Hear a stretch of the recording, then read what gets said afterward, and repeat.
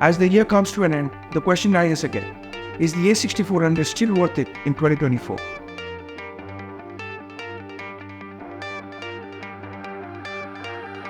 If you have clicked on this video, you still haven't found your answer. Well, let me tell you guys are in luck because this is one of the shortest videos you'll see in this topic. So, is the Sony A6400 still worth it in 2024? Well, before I give you an exact answer, there are some questions I need to ask you. Okay, so the first question is, do you know the difference between S-Log2 and S-Log3 picture profiles? If you do know them, do you have any experience working with these picture profiles? Do you know the difference between 8-bit and 10-bit footage? Do you have any experience color grading 8-bit and 10-bit footage?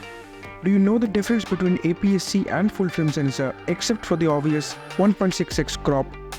If you knew most of the terms I threw around, you are probably a professional and the Sony A6400 might not be the best choice for you.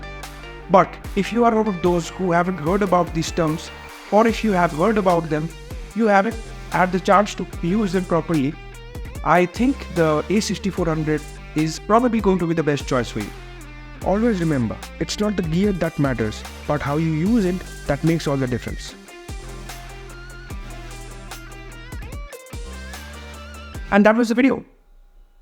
Thanks for watching. See you in the next one.